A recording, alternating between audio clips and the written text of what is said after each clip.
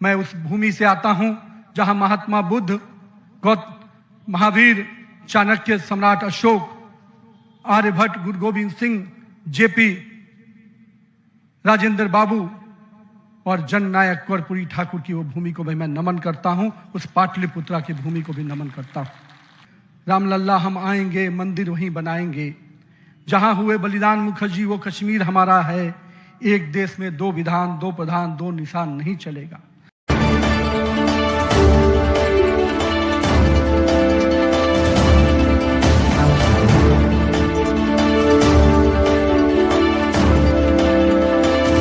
वर्तमान में भारत सरकार के रक्षा मंत्री आदरणीय श्री राजनाथ सिंह जी, भारतीय जनता पार्टी के पूर्व के अध्यक्ष और हमारे गृह मंत्री आदरणीय श्री अमित शाह जी, और मैं जिस शख्सियत को सबसे पहले आज के इस अवसर पर जरूर प्रणाम करना चाहता हूं और नमन करता हूं, अभिनंदन करता हूं, अपने निवर्तमान अध्यक्ष और भारत सरकार के केंद्रीय स्वास्थ्य मंत्री आदरणीय जेपी नड्डा जी को, हमारे पूर्व राष्ट्रीय अध्यक्ष और देश में सड़क परिवहन और राज्य मार्ग मंत्री के रूप में अपना अलग छवि बनाने वाले आदरणीय नितिन गडकरी जी, भारतीय जनता पार्टी के सभी संसदीय बोर्ड के सदस्यगण, राष्ट्रीय संगठन महामंत्री बीएल संतोष जी, और जिन्होंने इस पूरी चुनाव प्रक्रिया को और हम कह सकते इस संगठन पर्व को नेतृत्व दिया, वैसे अपने के लक्ष्मण जी, सभी राज्यों के माननीय मुख्यमंत्रीगण,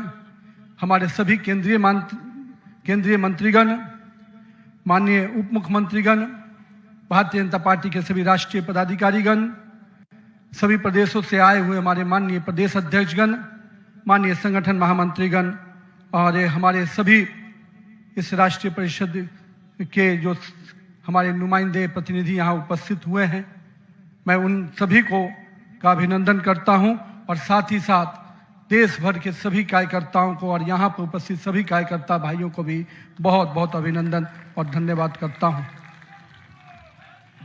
आज मैं सर्वप्रथम हृदय की गहराइयों से आप सबका आभार व्यक्त करता हूं जो हमारे मंच पर शीर्ष पर बैठे हैं, हमारा शीर्ष नेतृत्व और यहाँ पर बैठा हुआ पार्टी का वैसा नेतृत्व जिसने हर बूथ तक भाजपा के विस्तार में योगदान दिया है। आपने मुझ जैसे सामान्य कार्यकर्ता को पार्टी का इस सर्वोच्च पद तक पहुंचाने का अवसर दिया है। मैं इसके लिए आप सभी को प्रणाम करता हूं। माननीय आदरणीय प्रधानमंत्री जी, मैं हृदय से आपका आभार व्यक्त इसलिए करता हूं क्योंकि हम लोग ने हमेशा दूर से ही एक कार्यकर्ता के रूप में किस प्रकार से आप देश सेवा का काम लगातार कर रहे हैं।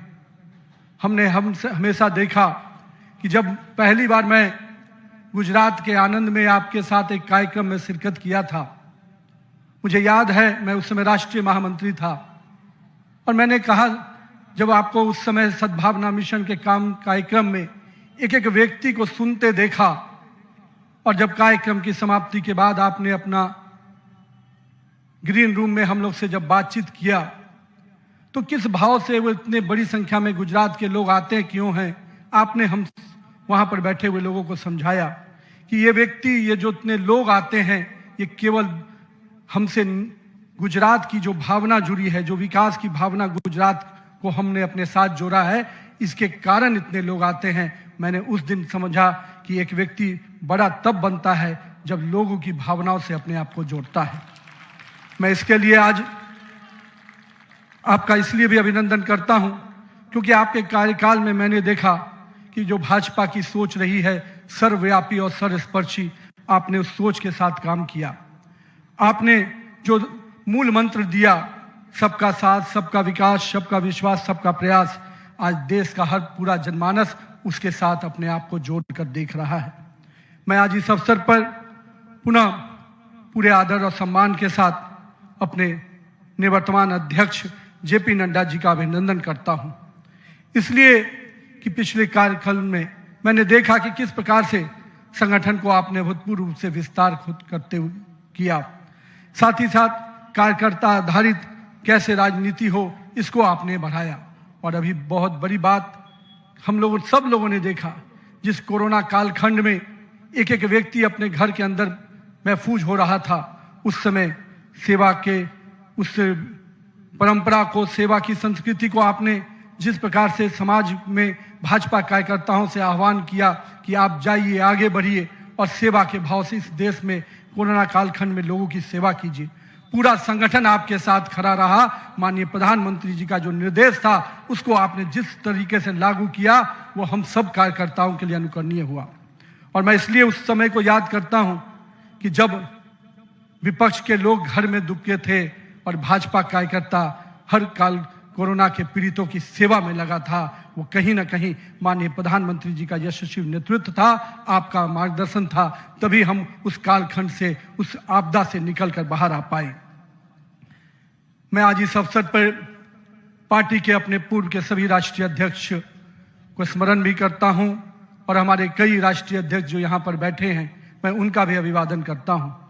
मैं देखा हूं 2006 में मैं पहली बार जब विधायक बना, उस कालखंड से लेकर किस प्रकार माननीय हमारे पूर्व के राष्ट्रीय अध्यक्ष राजनाथ सिंह जी ने पार्टी के कामों को हमेशा हर कार्यकर्ता से जोड़ने का प्रयास किया। मैंने जब नितिन गडकरी जी को देखा तो मैंने देखा कि किस प्रकार से संगठन के हर मोर्चा और सेल को उन्होंने गढ़ने का काम किया। और मैंने जब गृह मंत्री जी को राष्ट्रीय अध्यक्ष के रूप में देखा तो बूथ तक के कार्यकर्ताओं की चिंता करते हुए मैंने उनको देखा। मैंने उनको इस रूप में देखा कि किस प्रकार से आज पार्टी का जिस स्थान पे हम लोग आज खड़े हैं, कार्यालय कार्यकर्ता के लिए मैं कह सकता हूं तीर्थ स्थान होता है, और जहां से कार्यकर्ता अपनी ताकत पाता है, उस कार्यालय को भी आपने किस प्रकार से पूरे देश में एक निर्माण करने की योजना बनाई। और आज हर बूथ का कार्यकर्ता अपने आप को उस तीर्थ पर जाकर अपने आप को धन्य महसूस करता है। मैं आज अपने पूर्व के सभी राष्ट्रीय अध्यक्षों को इस अवसर पे बहुत बहुत अभिनंदन करता हूं और साथ ही साथ उन सब को स्मरण करते हुए उनका आभार व्यक्त करता हूं कि उन्होंने पार्टी को इस मुकाम तक पहुंचाने में बहुत बड़ा योगदान दिया है। मैं आज नमन करता हूं उन लाखों कार्यकर्ताओं को जिन्होंने पार्टी का संगठन, राष्ट्रवाद के विचार और भारत माता की मान बढ़ाने के लिए अपना जीवन न्यौछावर किया। आज उनकी तपस्या और त्याग ही है का परिणाम है कि आज पार्टी इस ऊंचाई तक पहुंच पाई है। मैं उस भूमि से आता हूं जहां महात्मा बुद्ध, महावीर, चाणक्य, सम्राट अशोक, आर्यभट्ट, गुरु गोविंद सिंह, जेपी, राजेंद्र बाबू और जननायक कर्पूरी ठाकुर की वो भूमि को भी मैं नमन करता हूं। उस पाटलिपुत्रा की भूमि को भी नमन करता हूं। साथ ही साथ इस अवसर पे मैं अपने माता और पिता को भी निश्चित रूप से स्मरण करते हुए उनको नमन करता हूं, क्योंकि कहीं ना कहीं आज मेरे व्यक्तित्व में किसी एक शख्सियत का मैं मानता हूं तो निश्चित रूप से मेरे माता पिता का संस्कार, पार्टी का विचार और कहीं ना कहीं मेरे बड़ों का मार्गदर्शन मुझे यहाँ तक पहुँचाया है और मेरे कार्यकर्ताओं का स्नेह मुझे यहाँ पर पहुँचाया है। आज के दिन मैं अपने क्षेत्र की जनता को भी प्रणाम करता हूँ, जिसने मुझे एक विधायक के रूप में चुना जरूर, पर संगठन ने मुझे जिस प्रकार से गढ़ने का काम किया, आज मैं इसी कारण से उस जनता के आशीर्वाद और पार्टी के मार्गदर्शन के कारण यहाँ तक पहुँच पाया हूँ। आज का क्षण मेरे लिए संकल्प का क्षण है। आज सिर्फ एक पद को धारण नहीं कर रहा हूँ, मैं पार्टी के इस विचार को, परंपराओं को, एक राष्ट्रवादी आंदोलन की जिम्मेदारी को स्वीकार कर रहा हूँ। और मैं इस अवसर पर साथ अपने सभी वरिष्ठ कार्यकर्ताओं को भी प्रणाम करता हूँ। साथियों, हम लोगों ने देखा है श्यामा प्रसाद मुखर्जी जी का प्रखर राष्ट्रवाद किस प्रकार से हमारे हर कार्यकर्ताओं के मन में बसा हुआ है।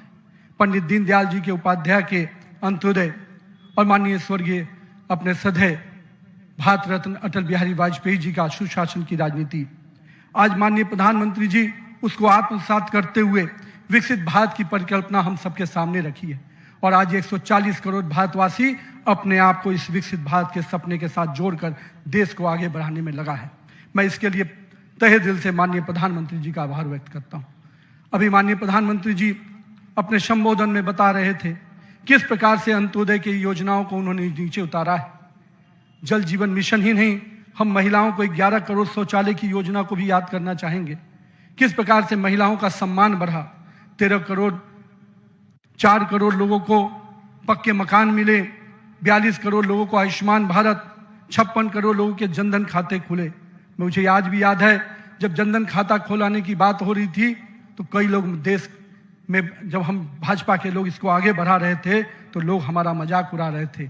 पर मैं आज भी मानता हूं, गरीब के खाते में अगर 1 रुपया दिल्ली से चलता है तो 1 रुपया अगर गरीब के खाते में पहुंच पाता है तो ये कहीं ना कहीं उस जनधन खाते का वरदान के रूप में मैं देखता हूं। मैं आज के दिन माननीय प्रधानमंत्री जी के इस सब के साथ और सबके विकास के इस नारे को फलीभूत होता देख रहा हूं। हम लोगों ने लंबे समय से कुछ नारे को, भाजपा के कार्यकर्ता, हमारे जनसंकाल के कार्यकर्ता लगातार कुछ नारे को गढ़ते थे। रामलल्ला हम आएंगे, मंदिर वहीं बनाएंगे, जहां हुए बलिदान मुखर्जी वो कश्मीर हमारा है, एक देश में 2 विधान 2 प्रधान 2 निशान नहीं चलेगा। साथियों, आज भाजपा के कार्यकर्ताओं ने वो कालखंड देखा जब अयोध्या का भव्य राम मंदिर का मार्ग प्रशस्त हुआ। आज जम्मू कश्मीर की जनता ने 370 धारा से मुक्ति का दौर देखा। आज सांस्कृतिक व राष्ट्रवाद की विचारें और मजबूत हो रही हैं। साथियों, मुझे याद है अब वो समय जब हम लोग आज श्रीनगर के लाल चौक पर तिरंगा लहराते देखते हैं तो गर्व की अनुभूति होती है। हमने वो दौर भी देखा था जब पाकिस्तान के झंडे लहरा रहे थे और दिल्ली की सरकार बैठकर मौन बैठी थी उस समय, क्योंकि वो समय हम लोगों ने युवा मोर्चा के कालखंड में काम करने का जब मौका मिला था तो हमने देखा था उस समय जब माननीय प्रधानमंत्री जी उस कालखंड से 370 को समाप्ति किए तो कहीं ना कहीं पूरे कश्मीर की फिजा बदली है और आज कश्मीर का लाल चौक तिरंगे से लहराया नहाया नजर आता है। ये परिवर्तन हमारे देश में आया है। साथियों, हम भारतीय जनता पार्टी के उस सामान्य राजनीतिक दल नहीं जिसके लिए हम काम करते हैं, हम उस विचार के साथ काम करते हैं जिस विचार से हम राजनीतिक अभिव्यक्ति के साथ साथ उस नारे के साथ काम करते हैं जहां राष्ट्र प्रथम के नारे, नेशन फर्स्ट, पार्टी नेक्स्ट और सेल्फ लास्ट, माननीय प्रधानमंत्री जी ने इस नारे के साथ हम लोग को जोड़ा है, हमारे नेतृत्वकर्ता ने हमें जोड़ा है और हम सब के लिए ये प्राथमिकता होनी चाहिए कि हम राष्ट्र के आगे रखकर ही अपने कामों को आगे बढ़ाएं। साथियों, हम अपने नेतृत्वकर्ता के संघर्ष और बलिदान से सीखने की आवश्यकता है। ये हम वैसे राजनीतिक दल के लोग हैं जहां राजनीतिक सत्ता नहीं साधना है, राजनीतिक भोग नहीं त्याग है, राजनीतिक ऐशो और आराम नहीं तपस्या है, राजनीतिक कोई पदभार नहीं उत्तरदायित्व है। तो आइए हम सब कार्यकर्ता इस संकल्प के साथ अपने नेतृत्वकर्ता के इस परिश्रम और पुरुषार्थ के साथ अपने आप को जोड़ें। मेरे प्रिय कार्यकर्ता साथियों, यदि भाजपा आज विश्व की सबसे बड़ी राजनीतिक दल बनी है तो इसका मुख्य कारण हमारा प्रेरणादायी नेतृत्व है, हमारा विचारधारा है और हमारे लाखों कार्यकर्ताओं का मेहनत है। वो कार्यकर्ता जो बिना फोकस में आए अनवरत काम करता है, वो कार्यकर्ता जो कठिन से कठिन परिस्थिति में भी भारत का ध्वज झुकने नहीं देता है, वो कार्यकर्ता जो सीना ठोक के कहता है तेरा वैभव अमर रहे मां, हम दिन 4 रहे न रहे। आइए इस भारत की कल्पना को जो माननीय प्रधानमंत्री नरेंद्र मोदी के नेतृत्व में लगातार हम आगे बढ़ रहे हैं, आज हम भी उस परिकल्पना के साथ अपने आप को जोड़ें। हमारे नेताओं कार्यकर्ताओं का परिश्रम ही है जो आज हम यहाँ तक पहुँचे हैं, लेकिन वर्तमान पीढ़ी को भी अपने हिस्से का त्याग, तपस्या और पुरुषार्थ करना होगा, क्योंकि विकसित भारत के अगर संकल्प को सिद्धि तक पहुंचाना है, एक ऐसा भारत जहां समृद्धि भी हो, सशक्त भी हो, समरस भी हो, आत्मनिर्भर भी हो, तो हमारे कालखंड के कार्यकर्ताओं को भी अपने हिस्से का पुरुषार्थ, त्याग और तपस्या करना पड़ेगा। साथियों, हमारे प्रधानमंत्री जी ने हमेशा अलग अलग समूहों की बात की। अमृतकाल के लिए 4 समूह की जो बात की उसमें युवा, महिला, किसान और गरीब है। हमें अब इन नई पहचानों के साथ आगे बढ़ना है, तभी हम आधुनिक, प्रगतिशील और विकसित भारत की कल्पना को साकार कर पाएंगे। आज 15 अगस्त 2024 के दिन जब माननीय प्रधानमंत्री जी ने आज भी उसकी चर्चा की और 15 अगस्त 2024 को जब लाल किले की प्राचीर से माननीय प्रधानमंत्री जी ने युवाओं को सार्वजनिक जीवन में आने का आह्वान किया, तो मैं देश के युवाओं से कहना चाहूंगा, राजनीति से दूरी समाधान नहीं, सक्रिय भागीदारी ही समाधान है। आइए एक सकारात्मक राजनीति के लिए युवाओं को आगे आने की आवश्यकता है। लेकिन साथ ही साथ मैं युवा साथियों से कहूंगा, मेरे भाइयों, राजनीति शॉर्टकट नहीं है, राजनीति 100 मीटर का रेस नहीं है, राजनीति लॉन्ग मैराथन है जहां स्पीड का नहीं स्टेमिना का टेस्ट होगा। तो आइए राजनीति के इस पिच पर हम अपनी जड़ों को मजबूत कर कर काम करें। और भारतीय जनता पार्टी का वॉच टावर तो बहुत स्ट्रांग होता है मित्रों, इसलिए आप अपने बूथ में निरंतर रूप से काम करते रहिए, अपने मंडल में काम करते रहिए। भाजपा का वॉच टावर, भाजपा का केंद्रीय नेतृत्व इतना मजबूती तरीके से हर पारी से नजर रखता है, कहीं ना कहीं आपको भी उस मुकाम तक पहुंचाएगा।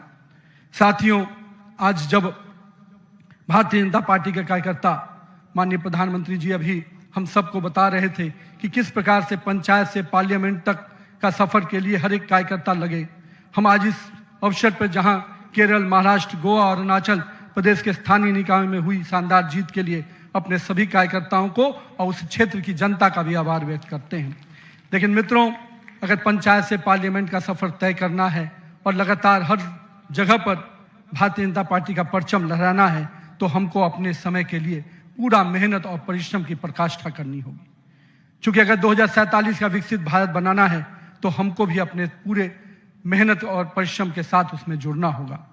साथियों, हाल में हमने देखा किस प्रकार से तमिलनाडु के एक पहाड़ी के पवित्र कार्तिकेय दीपम को रोकने का प्रयास विपक्षी दलों के द्वारा किया गया। यह नहीं है कि इसे रोकने के लिए विपक्ष के लोगों ने साजिश नहीं की। हमें याद है, हम लोग अभी हाल में देख रहे थे किस प्रकार से न्यायाधीश के विरुद्ध भी महाभियोग लाने का प्रयास किया गया। आज हम जब सोमनाथ की बात करते हैं और स्वाभिमान पर्व मनाने की प्रयास करते हैं तो विपक्षी दलों के लोगों को तकलीफ होती है। हमारा मानना है कि इस तरह की परंपराओं को रोकने वाली ताकतों को परास्त करने की आवश्यकता है। राम सेतु के अस्तित्व को नकारने वाले, कार्तिकेय दीपम का विरोध करने वाली ताकतों को भारत की राजनीति में अब कोई स्थान नहीं मिल सकता, ऐसा हमें प्रयास करना है। साथियों, अगले कुछ महीने में तमिलनाडु, असम, बंगाल, केरल और पुडुचेरी में चुनाव होने जा रहा है और वहां की डेमोग्राफी की पूरी चर्चा हो रही है।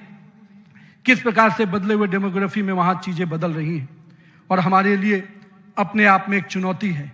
लेकिन हम पूरी तरह से आश्वस्त हैं कि भाजपा का कार्यकर्ता अपने संघर्ष और परिश्रम के बल पर इन 5 राज्यों में सशक्त भाजपा का नेतृत्व प्रदान करने जाएगा। और हम हमेशा विश्वास करते हैं कि हमें अपनी आस्थाओं के केंद्र के लिए और सनातन परंपराओं को केंद्र को बचाने की लड़ाई अगर लड़नी है तो निश्चित रूप से अपने देश को सुरक्षित रखने की लड़ाई लड़नी है, तो इन 5 राज्यों में हमें एक मजबूत ताकत बन के आना है। आज हमारे राष्ट्र की चेतना का उद्घोष का समय वंदे मातरम का 150वीं वर्षगांठ मना रहे हैं।